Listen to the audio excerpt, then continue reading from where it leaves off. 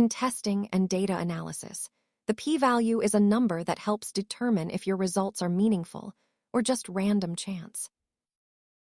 It is essentially a measurement of statistical significance, helping us decide whether to trust a set of observed data.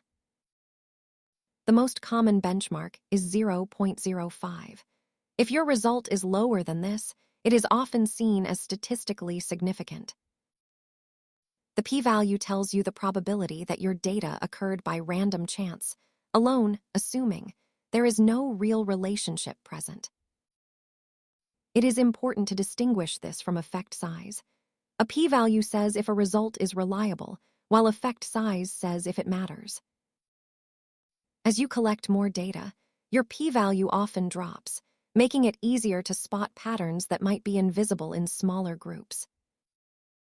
Remember that a low p-value confirms a pattern exists, but it never proves that one thing specifically caused the other. Understanding these metrics helps you interpret data more critically.